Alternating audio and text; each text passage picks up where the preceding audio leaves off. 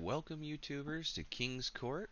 I'm Shrine King, and this is a World of Tanks review of the Batchat 12T, which is the Tier 8 light tank of the on-track line.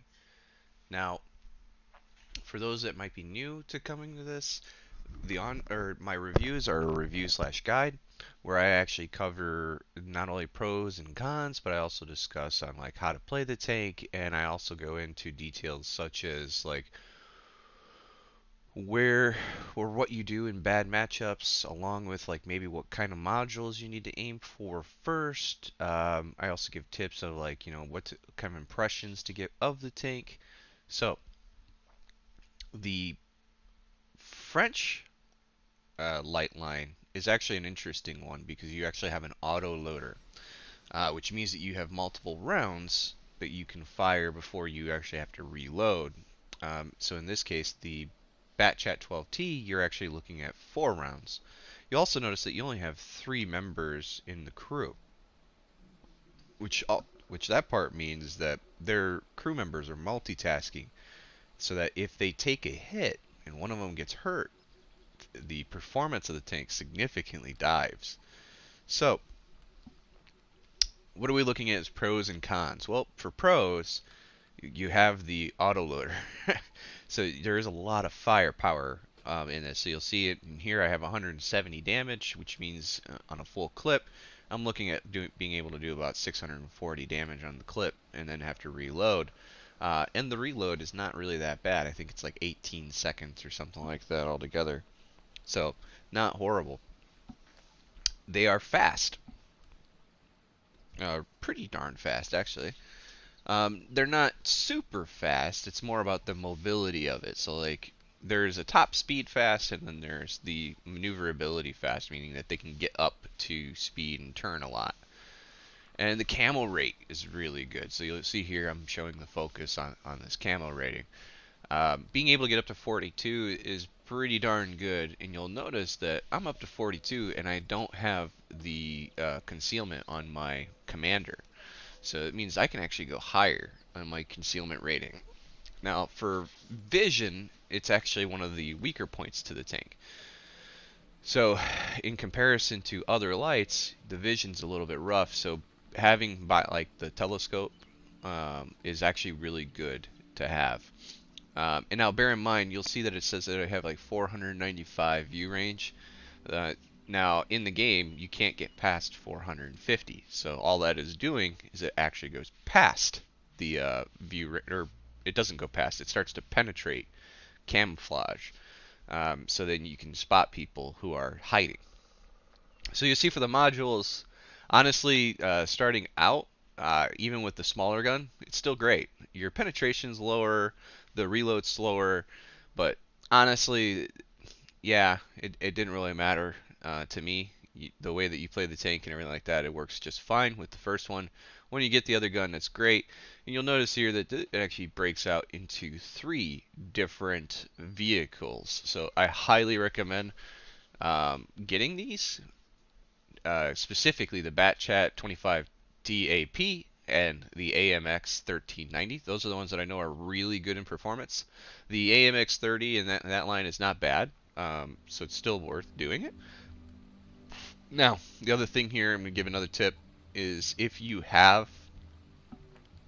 are working on this line, it is worth getting a premium such as like this one, right? So the AMX 1357.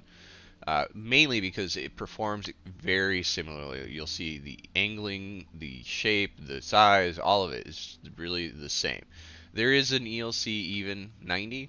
You can get that one, but it performs differently, right? It has a very different aspect to the tank. So I don't necessarily recommend that one as much.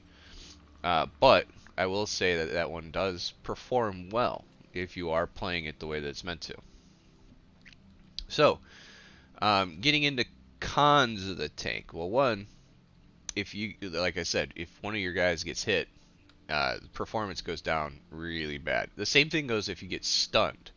So when this thing gets stunned, performance goes really, like, it just nosedives, like you barely can move. Now, if you what is it? Oh, hit points is not very large, but that's because it's typical of a light, right? The other thing is you don't have any armor whatsoever. Angling, sometimes you might bounce, but it doesn't really bounce very often for the tank, so that's not really working in your favor at all.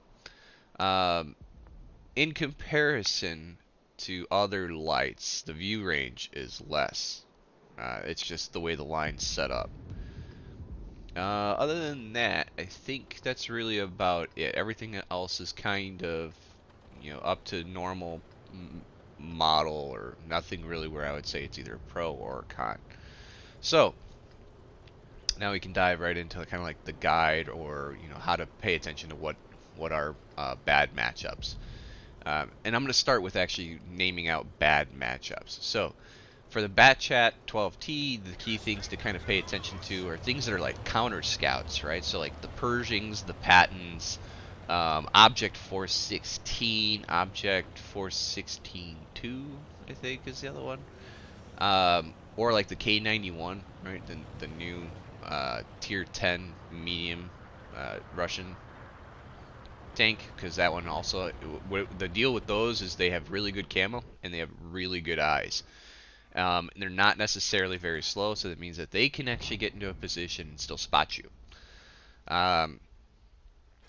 For lights that you're competing against, you want to watch out for the ones that are going to be super fast and still have very good view range. And the reason being is if someone plays it right, they're going to go very quickly into a bush and hide there so that they can then spot you. So for example, a T21 is actually a good one against you, but you're actually higher tier, so you'll actually have better eyes and stuff like that. But depending on what that player has on it, it could be a potential threat. The ones that that you're going to run into that are definitely a bigger threat is the thing like the T49. So for example, the T49 is a huge threat because once he does spot you, chances are he's going to come after you. And if he's got the derp gun, he can almost kill you in one shot. And actually very well could kill you. Now you'll see here I took a shot thinking that I can get by with it, but the T21 actually did spot me there. So that's something to keep in mind when you're playing as a scout and trying to spot things. You technically don't want to necessarily fire your gun very often.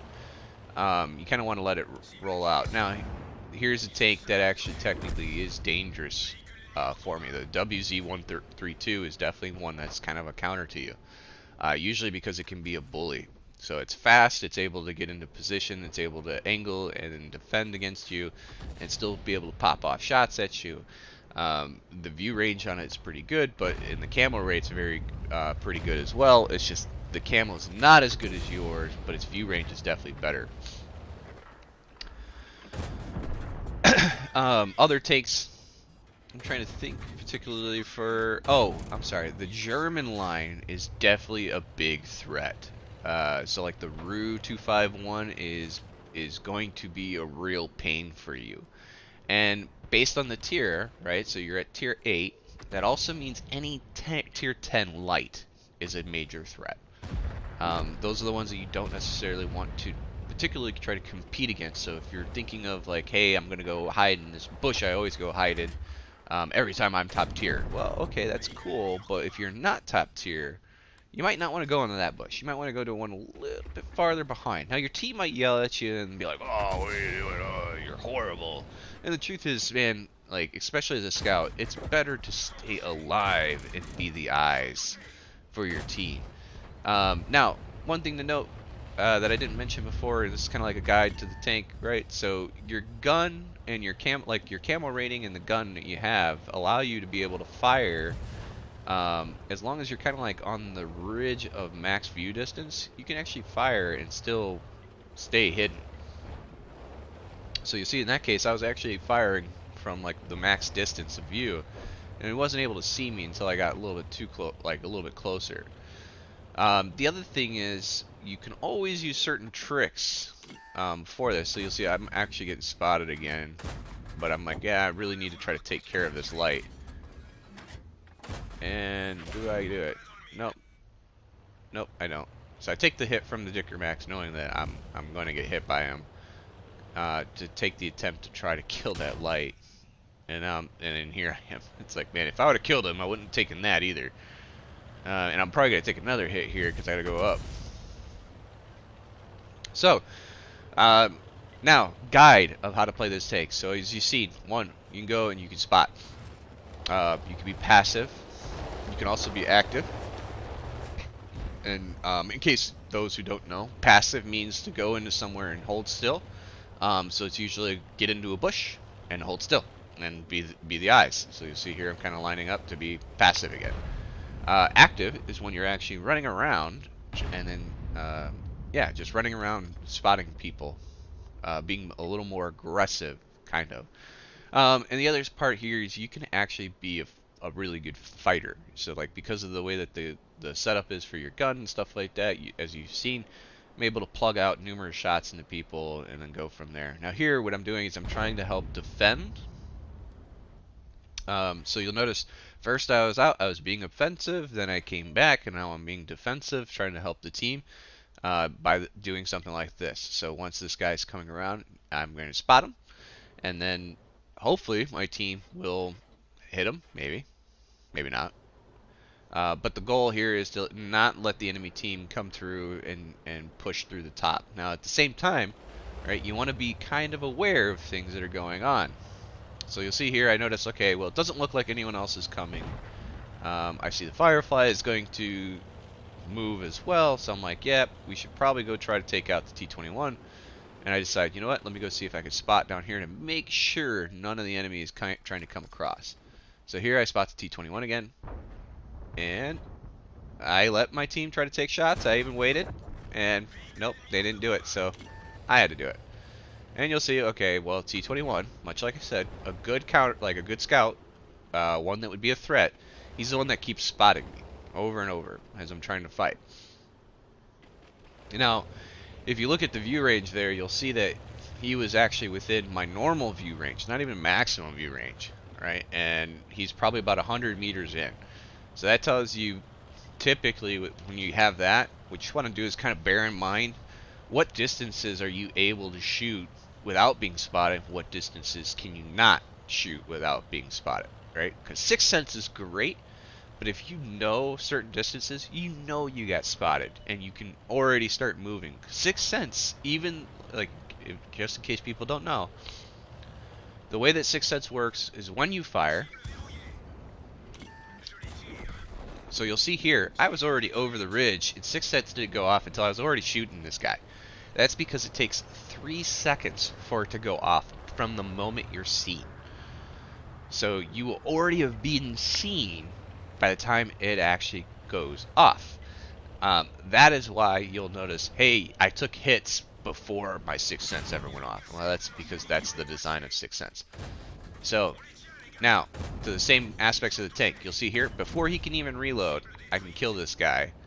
I'm down to 1 shell. I'm going to reload. It takes it takes 23 seconds or something like that to reload my full clip.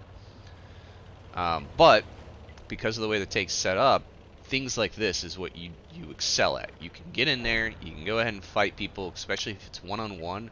And as long as it's one-on-one, it's going to be really good for you, because you can actually just take the clip and just unload into people. And especially when they're low enough in health, like this guy. Now, the sad part is, there's still an artillery, so, and I'm sitting still. I actually thought that was the end of the match. I didn't realize there's another artillery. And with me sitting still, I might actually die. But I did get Top Gun.